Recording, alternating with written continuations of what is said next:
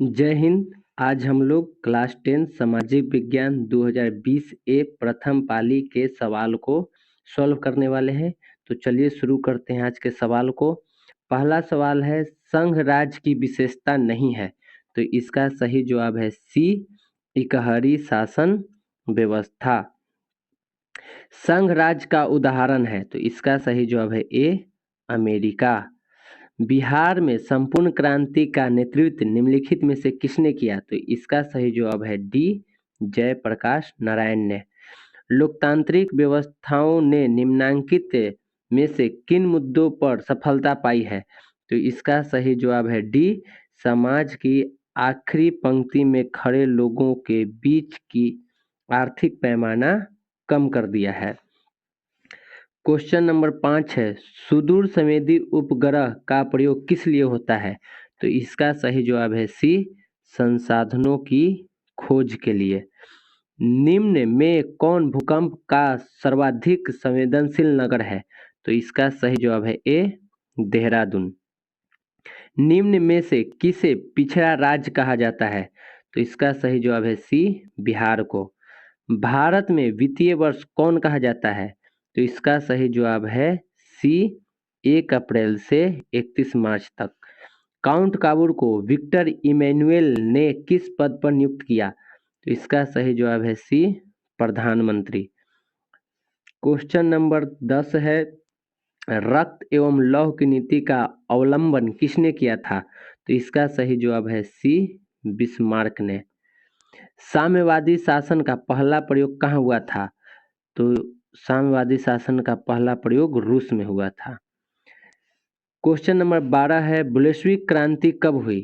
तो बोल्शेविक क्रांति नवंबर 1917 में हुई थी। कांटी तापीय विद्युत परियोजना किस जिला में स्थापित है? तो ये मुजफ्फरपुर में स्थापित है। रेल वर्कशॉप कहाँ स्थित है?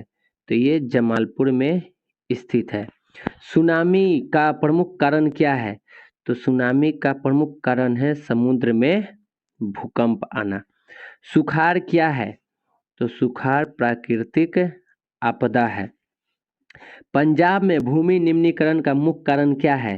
तो इसका सही जवाब है डी, अधिक सिंचाई। क्वेश्चन नंबर 18 है, मानव शरीर में जल की मात्रा होती है? तो इसका सही जवाब हो जाएगा सी, 65%।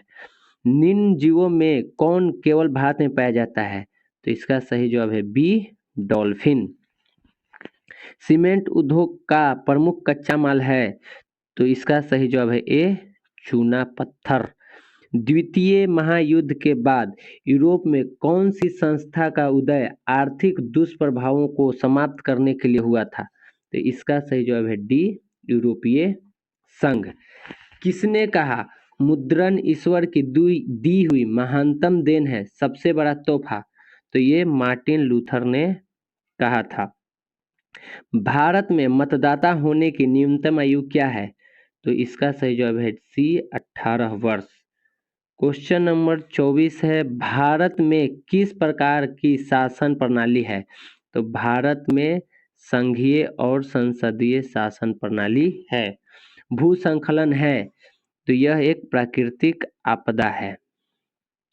महासागर तल के कंपन का परिणाम है? तो इसका सही जवाब है सी, सुनामी। पृथ्वी की सतह पर सर्वप्रथम पहुंचने वाली भूकंप तरंग है? तो वो है पी तरंग। सुनामी का संबंध है? सुनामी का संबंध है समुद्र से। क्वेश्चन नंबर 29 है, निम्न में से कौन सी एक बात लोकतांत्रिक व्यवस्थाओं के अनुरूप नहीं है? तो इसका सही जवाब है डी, बहुसंख्यकों का शासन।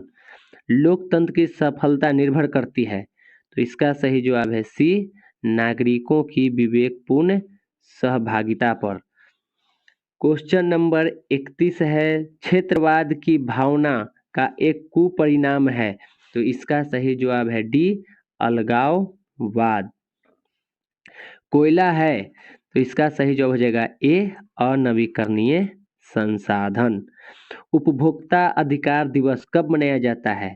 तो ये मनाया जाता है 15 मार्च को। वैश्वीकरण के मुख्य अंग कितने हैं? तो वैश्वीकरण के 5 मुख्य अंग हैं। कौन सी सेवा गैर सरकारी है? तो इसका सही जवाब हो जाएगा सी, मॉल सेवा। क्वेश्चन नंबर 36 है, भारत की वित्तीय राजधानी किस शहर को कहा गया है?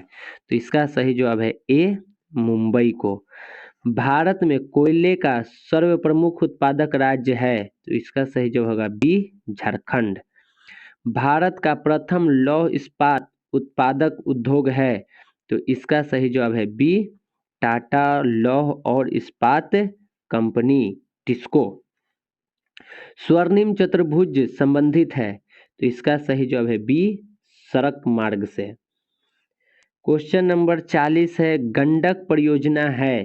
तो इसका सही जवाब है बी, वाल्मीकि नगर में। हिंद चीन पहुंचने वाले प्रथम व्यापारी कौन थे? तो वो पुर्तगाली थे। सी इसका सही जवाब हो जाएगा। सविनय अवज्ञा आंदोलन कब शुरू हुआ? तो इसका सही जवाब है बी, 1930 में। राउरकेला लोहा इस्पात उद्योग है? तो इसका सही जवाब है ए, उड़ीसा में। सामंती व्यवस्था से हटकर किस प्रकार की शहरी व्यवस्था की प्रवृत्ति बढ़ी है? तो इसका सही जवाब है ए, प्रगतिशील प्रवृत्ति। क्वेश्चन नंबर 45 है, दीर्घकालीन ऋण प्रदान करने वाली संस्था कौन सी है? तो इसका सही जवाब हो जाएगा बी, भूमि विकास बैंक।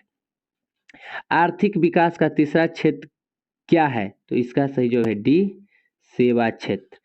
नई आर्थिक नीति में किसे सम्मिलित किया गया है? तो नई आर्थिक नीति में उदारीकरण को भी सम्मिलित किया गया है, निजीकरण को भी और वैश्वीकरण को भी, इसलिए इसका सही जवाब डी हो जाएगा, इनमें से सभी।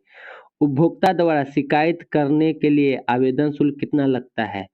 तो उपभोक्ता द्वारा शिकायत दर्ज करने के लिए आवेदन शुल्क 1 भी रुपया नहीं लगता है, तो इसका सही जवाब हो जाएगा डी, इनमें से कोई नहीं, ये निःशुल्क होता है।